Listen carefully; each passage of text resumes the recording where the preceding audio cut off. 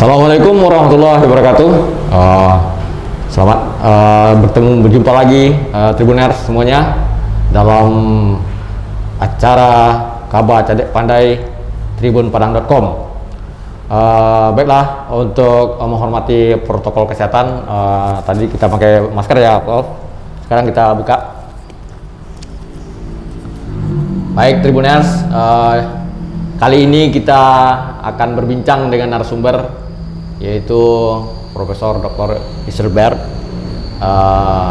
dalam kapasitas beliau selaku Ketua Forum Daerah Aliran Sungai Kota Padang sekaligus juga pengamat lingkungan. Silakan disapa dulu, Prof. Iya, selamat berjumpa dengan Tribuner. Assalamualaikum warahmatullahi wabarakatuh. Semoga sehat selalu. Mari kita ikuti diskusi kita pada baik, Prof. Kali ini kita akan berbincang-bincang dengan Profesor Israel Baird itu tentang masalah sampah. Tapi sebelumnya kita berbincang, alangkah lebih baiknya kita perkenalkan sedikit siapa narasumber kita kali ini. Beliau adalah putra kelahiran Padang Pariaman yang juga dosen di Universitas Andalas, dan dalam hal ini juga inisiator pendiri Fakultas Teknologi Pertanian, benar ya, Prof ya? Betul, ya. Dan juga didaulat sebagai dekan pertama di fakultas tersebut. Apresiasi buat Prof nih.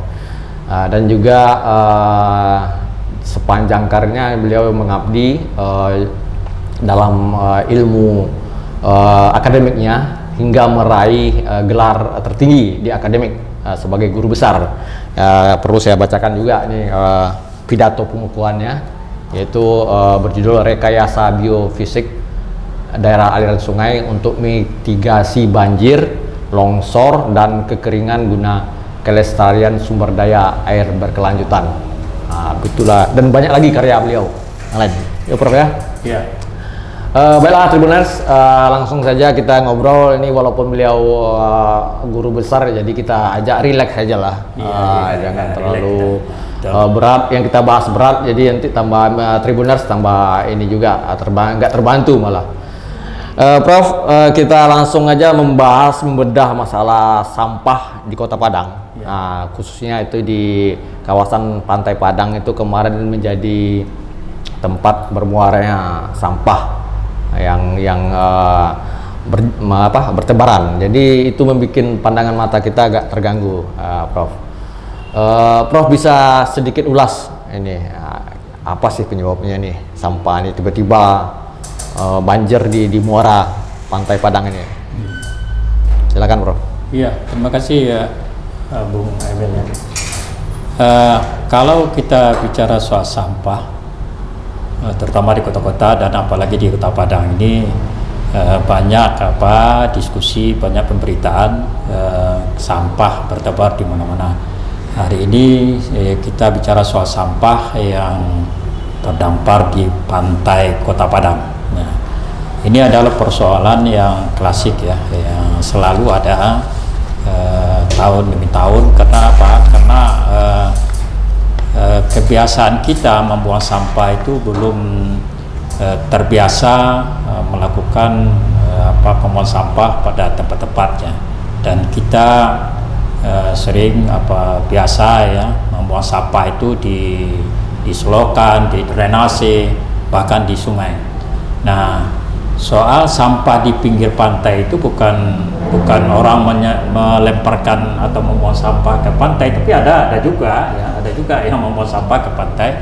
Tapi sampah yang ada di Pantai Padang itu sebenarnya adalah sampah yang berawal atau berasal dari muara sungai.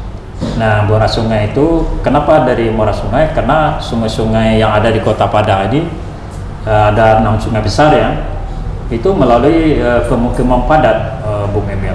Ya. Nah, tadi kita katakan bahwa masyarakat membuang sampah tidak peduli apakah di drainase, apakah di selokan, apakah di sungai atau di pinggir jalan ya. Nah, itu nanti masuk ke sungai, dia akan mengalir ke muara sungai. Nah, di muara sungai nanti ombak akan menarik ke tengah dulu, dan pada saatnya nanti ombak akan bergerak ke pinggir pantai. Nah, nanti membawa semua sampah, apa saja sampahnya yang ada saat itu, apakah sampah organik, sampah plastik, dan sampah-sampah lainnya. Dan itu yang mencederai pantai Kota Padang. Pantai Kota Padang itu kan ekornya Kota Padang. Nah, kenapa tidak kita perhatikan? Bagaimana kita mengatasinya adalah kita tentu tegakkan ya kepedulian lingkungan, begitu. Baik. Ketika bicara menyinggung diksi lingkungan itu tentu ada pemangku kebijakan di situ, ya, Prof ya. Ya. Dalam hal ini yang paling bertanggung jawab sebenarnya pihak di pemerintahan tuh dinas mana? Iya. Ini ya, Prof. Iya. Ya, sebenarnya kalau kita bicara soal siapa, OPD ya. Ya, OPD terkait yang menangani masalah ini, yang utama tentu Dinas Lingkungan Hidup. Kemudian Dinas Pariwisata memang tidak secara langsung, tapi dampak dari sampah itu kan mencederai daerah pariwisata, daerah wisata, kunjungan destinasi. Nah, bagaimanapun ya Dinas Pariwisata juga harus bisa memahami masalah ini. PUPR juga ya, karena drainase, sungai dan lain sebagainya kan itu ditangani oleh PU, dan ada juga kaitannya dengan soal sampah. Dan kemudian Bung Emil, masyarakat mestinya harus bertanggung jawab juga. Iya, betul. Baik, Prof. Ketika sudah berbicara masyarakat itu kan biasa ke habit atau kebiasaan ya. Nah, jadi sementara pantai yang menjadi etalase wisata kita, andalan unggulan daerah kita itu kan sementara tidak ditopang oleh habit masyarakatnya. Nah, jadi ini persoalan yang sebenarnya yang juga persoalan yang muncul susulan ini, Prof. Jadi menurut Prof itu gimana cara mengantisipasinya? Nah, menyangkut karakter masyarakat ini ya, habit tadi kata Bung Emil ya, ini perlu edukasi. Perlu pencerahan, perlu penyuluhan ya. Bagaimana kita mengelola sampah mulai dari rumah tangga, dan jangan sembarangan membuang sampah. Jadi dari perkampungan atau RT yang paling khas ya, di RT itu sendiri mestinya ada tim ya, atau ada kelompok yang membenahi atau mengkritisi masalah sampah di lingkungan RT tersebut, dan juga oleh kelurahan dan lain sebagainya. Dan masyarakat harus kita edukasi, kita berikan pengertian, kalau sampah ini bertebaran di mana-mana, keindahan jelas tercederai. Keindahan perkampungan itu, pemukiman itu jelas bau yang menusuk ya, merusak bau kita, dan juga tumpukan sampah itu merusak pemandangan. Nah, dampaknya adalah tentu berdampak kepada kesehatan. Nah, kalau kesehatan tercederai tentu berdampak kepada ekonomi, kita berobat dan lain sebagainya. Jadi oleh karena itu masyarakat harus kita berikan pemahaman bagaimana kita mengelola lingkungan itu dengan baik, bersih dan nyaman, dan itu adalah untuk kesehatan kita. Dan oleh karena itu mungkin manajemen kota bisa memberikan arahan bagaimana kita melakukan penyuluhan atau edukasi kepada masyarakat tentang lingkungan ini. Baik, Prof. Menarik sekali. Ketika sudah kita melakukan pencegahan, tentu tidak ada tindak lanjut atau perubahan, tentu harus ada penindakan ya, mungkin dalam hal ini. Ketika berbicara penindakan, tentu ada aparat penegak peraturan perundangan atau peraturan daerah. Sejauh mana peran dari pihak pemangku kebijakan yang dalam hal ini mungkin Satuan Polisi Pamung Praja ya, mungkin dalam ini, menurut Prof sejauh mana ini? Kalau menyangkut kepada peraturan daerah, tentang persampahan ini memang di Kota Padang sudah ada perdanya, Perda nomor 21 tahun 2012. Nah, ini mestinya harus kita kawal. Karena di dalam perda itu ada punishment-nya. Ada hukumnya, ada denda atau lain sebagainya. Pada pasal kalau tidak salah 52 atau pasal 53 itu kan kalau membuang sampah sembarangan kita bisa didenda 5 juta atau kurungan 3 bulan. Nah, agar perda ini bisa ditegakkan tentu harus dikawal. Nah, tadi Satpol PP kata Bung Emil ya, Nah, sejauh mana peranannya? Nah, mestinya Satpol PP tentu sangat care sekali dengan persoalan ini, penegakan hukum.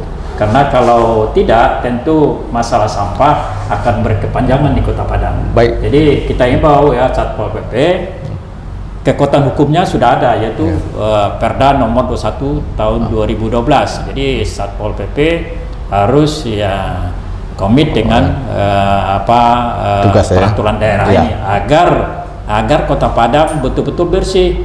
Iya, kita ingat ya. Kota Padang sudah dapat Adipura berapa kali Bung? 5 kali berturut-turut itu Adipura Kencana sudah diraih juga malah. Luar biasa. Luar biasa, kan? betul. Nah, kenapa tidak kita perhatikan masalah itu?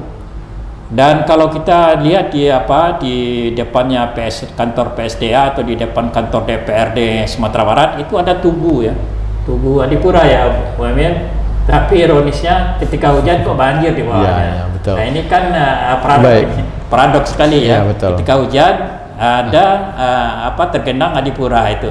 Padahal itu di depan kantor DPRD perwakilan rakyat ya Sumatera Barat. Nah, ini banyak fenomena yang harus kita ulas lebih dalam lagi ya, karena mungkin balik lagi ke sampah lagi tapi memang sangat menarik. Memang kalau perkotaan memang kompleks memang masalahnya banyak. Balik lagi ketika ada punishment, saya tertarik dengan Prof menyebut punishment itu sanksi. Ketika menegakkan peraturan daerah atau perda itu kan aparat penegak produk hukum itu kan juga melakukan tindakan tegas. Seperti penertiban PKL atau pedagang kaki lima itu kan Satpol PP udah seperti sudah terlihat yang bersama-sama tindakan tegasnya. Kemudian untuk sampah apakah perlu tuh di sepanjang sungai kita pengen lihat juga teman-teman dari Satpol PP mengawal sampah, jangan sampai ada yang membuang kemudian di razia atau patroli lah mungkin. Menurut Prof? Iya, betul sekali Bung Emil ya. Betul sekali. Jadi Satpol PP di samping juga menjaga keamanan Kota Padang kesejahteraan Kota Padang, tentu juga harus memperhatikan masalah sampah ini ya. Dan perlu saya setuju sekali apa yang dimaksud oleh Bung Emil ini. Satpol PP bisa juga memperhatikan, mengkritisi masalah sampah ya.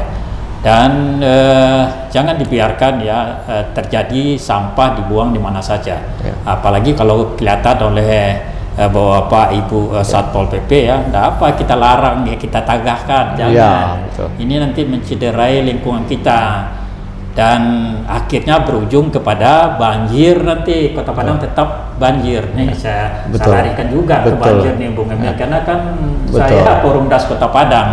Maka itu Prof. Jadi mungkin saya pintasi juga karena ini ada menyangkut daerah aliran sungai. Jadi memang harus dijaga, memang dilestarikan ya, memang ketegasan itu yang perlu diutamakan gitu. Jadi betul. Baik Prof, untuk sisi berikutnya tentu kita akan juga berbicara tentang penanganan pengelolaan sampah. Nah, jadi tadi sampah sudah kita cegah, kebiasaan masyarakat. Sejauh ini secara teknologi pengelolaan sampah kita gimana? Iya, kalau itu Bung Emil ya, teknologi pengelolaan sampah itu sebenarnya sudah ada, tapi kita kurang mengadopsinya untuk menjadikan hal yang berguna. Nah, sampah di Denmark sana di Eropa sampah itu 60% bisa jadi energi listrik di negara sana. Bayangkan itu. Nah, teknologinya memang sudah ada. Nah, kita tidak jauh-jauh bagaimana kalau sampah yang ada di Kota Padang, ada sampah organik dan ada sampah anorganik. Nah, sampah organik dengan anorganik tentu harus dipisah. Dan dipisah itu harus kalau bisa harus mulai dari rumah tangga, dari rumah ke rumah masing-masing. Di TPA tinggal lagi kita men-split dan mana organik, mana yang anorganik. Nah, yang organik kita bisa olah menjadi pupuk organik, bisa diolah menjadi kompos, dan ini berguna, bermanfaat untuk pertanian. Jadi pertanian nanti lebih tidak memakai pupuk anorganik. Kalau pertanian memakai pupuk anorganik selalu terus begitu, maka kualitas tanah akan rusak. Tapi kalau kita memakai pupuk organik, pupuk yang berasal dari sampah yang kita olah tadi, nah ini akan memperbaiki kualitas lahan dan produksi pertanian. Baik, itu akan Tribuners, tanpa terasa perbincangan kita sudah sampai di penghujung dan sudah membahas beberapa hal tentang masalah sampah tadi ya Prof ya. Sebelum kita tutup perbincangan ini, mungkin ada beberapa catatan penting dari Prof yang mau disampaikan lagi yang untuk jadi referensi bagi Tribuner. Silakan Prof. Ya, baik Bung Emil. Kalau bicara soal sampah, sebenarnya Kota Padang ini kan sudah terkenal kota bersih. Sudah pernah, buktinya ada Adipura. Ya. Nah, oleh karena itu saya mengimbau ya agar Kota Padang ini tetap bersih. Maka sampah-sampah yang ada di rumah tangga masing-masing sebaiknya kita kelola dengan baik dan ditempatkan pada tempat yang telah disediakan oleh pemerintah kota. Dan kemudian masyarakat juga harus menjaga lingkungan yang bersih. Dan kemudian kenapa Pantai Padang berdampak banyak sampah itu adalah karena ketika hujan sampah itu kan dibawa oleh sungai-sungai yang ada di Kota Padang ya, ada 6 sungai besar. Nah, itu mengalir ke pantai Kota Padang atau ke pantai barat Kota Padang, dan sementara juga sampah-sampah yang sudah berada di laut ya, dibawa ombak ke pinggir pantai. Nah, makanya pantai Kota Padang itu tercederai oleh sampah-sampah. Nah, ini sebenarnya harus kita antisipasi dengan cepat ya. Kita fungsikan lembaga-lembaga yang berkompeten di bidang penanganan lingkungan dan sampah ini. Saya kira Kota Padang kedepannya pasti akan kembali menjadi kota bersih di Indonesia. Dulu pernah menjadi kota bersih, tapi kenapa hari ini Kota Padang dicederai oleh sampah-sampah yang berserakan? Saya kira harapan kita semua ya ingin Kota Padang menjadi kota bersih lagi. Demikian, terima kasih. Baik. Prof, terima kasih banyak dengan closing yang kata kunci powernya yang luar biasa. Dan Tribuners, sampai di sini dulu perbincangan kita dalam rubrik Kabaca Pandai tribunpadang.com. Acara ini terselenggara berkat support dari teman-teman dari tribunpadang.com, juga dari Tribunnews di Solo. Lebih dan kurang saya akhiri, wabillahi taufiq wal hidayah. Wassalamualaikum warahmatullahi wabarakatuh. Terima kasih sudah nonton. Jangan lupa like, subscribe, dan share ya.